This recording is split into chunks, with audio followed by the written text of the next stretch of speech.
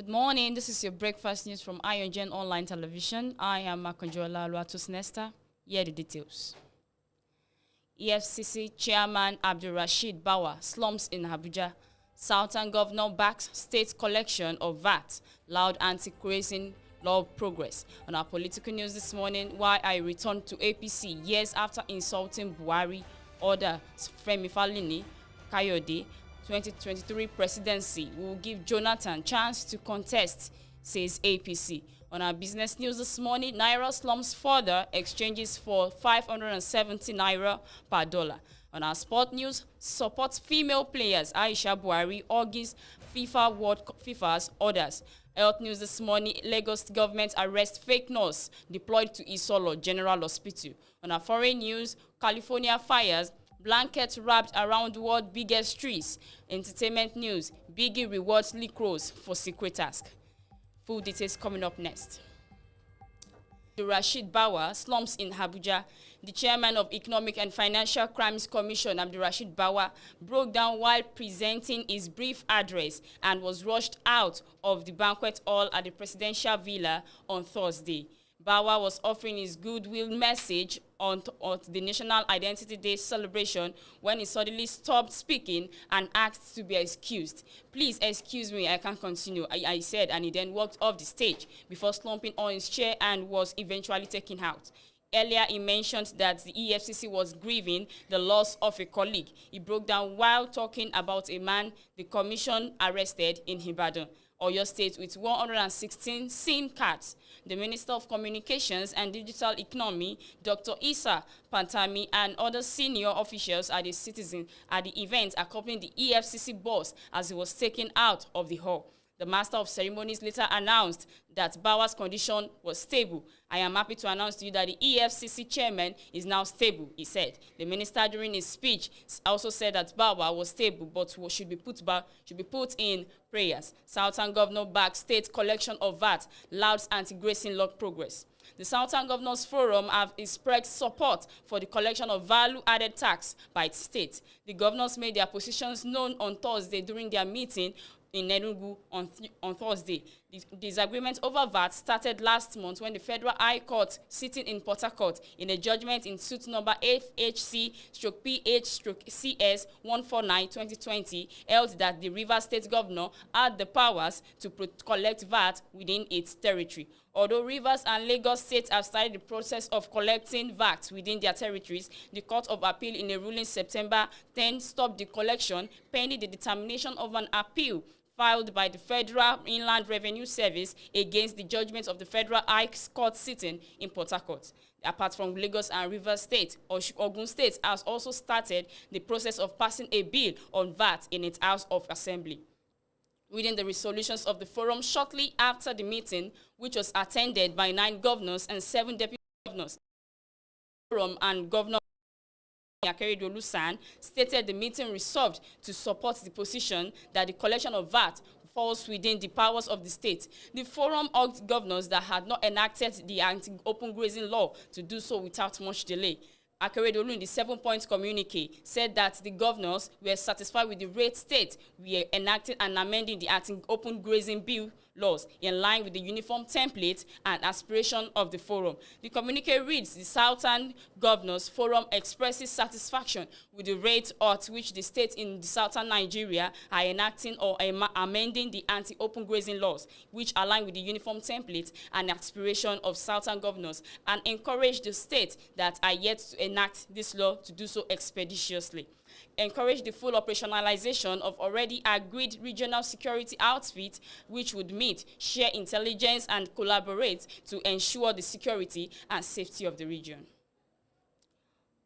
On our political news, why I returned to APC years after insulting Buhari and others, Femi Fani Kayode, our former aviation minister Femi Fani Kayode has defended his decision to return to the All Progressive Congress years after hurling insults on the party. And Nigeria's President Major General Muhammadu Buhari asked about his verbal attacks on Buhari since 2015. Fani Kayode said he was ignorant of the personality of Buhari. He said, I spoke against Buhari from the outside. Now I know him from the inside. I am not saying he is an angel or a demon. The APC I was taking about about the time is not same today. The late focus on unity, peace, and togetherness. There is a time to condemn and standing. This is the right decision for me. Love me or hate me, it will not take anything away from me. Before joining APC, Fani Kayode is one of the outspoken oppositions in the country, and he was a spokesman for his former party, People's Democratic Party presidential campaign. Buhari formally received Fani Kayode, who recently defected from the PDP to the APC. Kayode was led into the president of office by the caretaker chairman of the APC and governor of Yobe Mai Mala Boni, as well as Governor Bello Matawale of Zamfara, 2023 presidency. We will give Jonathan chance to contest APC. The All Progressive Congress says former President Goodluck Jonathan will be given an opportunity to contest for the 2023 presidency if he joins the ruling party. The National Secretary, APC Caretaker and Extraordinary Convention Planning Committee, John Akonoduedue, said this when asked about the speculations that Jonathan is considering to join the ruling party. The APC official also said the ex-president will be granted a founding member status if he joins.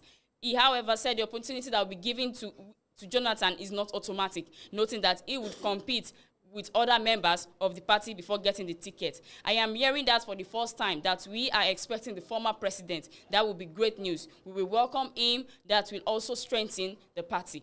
The last National Executive Council of the party actually gave a blanket approval to any individual that if you join APC today, it is as if you are a founding member of the party. So anyone who joins today has the same opportunity to run for any office in this party. It has always been so I am not speculating, he added. Chairman of the Caretaker / Extraordinary National Convention Planning Committee of the All Progressive Congress, Mai Mala Buni, and some APC's governor has unprecedentedly visited the ex-president in November 2020, but the People's Democratic Party at that time dispelled reports that Jonathan was about to dump the party for the APC ahead of the 2023 elections.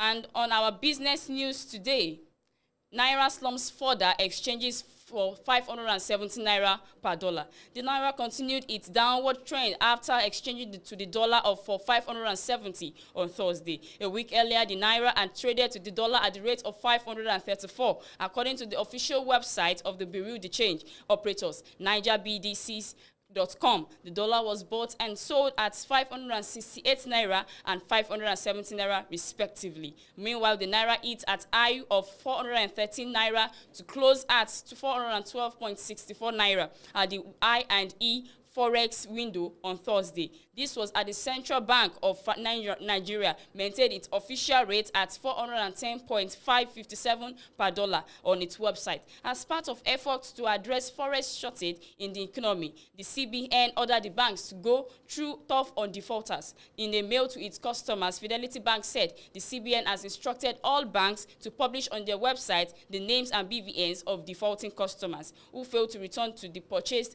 personal travel allowance and business travel allowance within the 2-week period specified in the customer declaration form signed by them.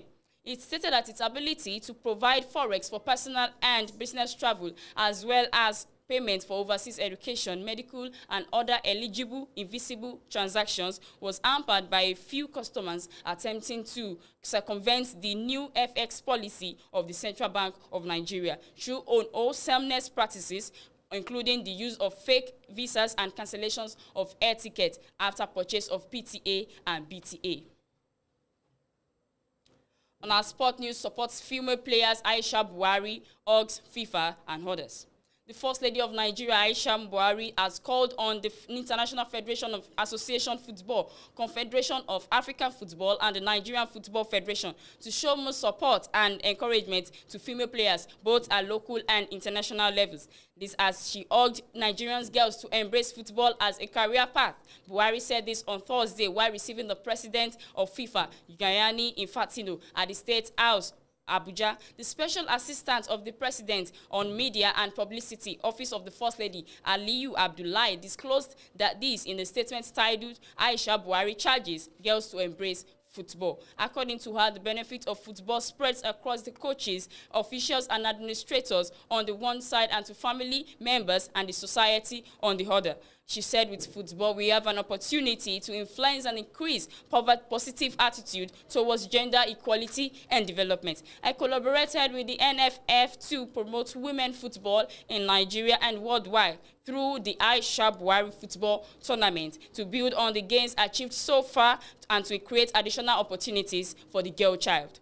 I therefore call on FIFA, CAF and NFF to show more support and encouragement to female players both at local and international levels. She commended the FIFA president for his support of women's football and his participation in the tournament and expressed his belief that it would achieve its stated objectives.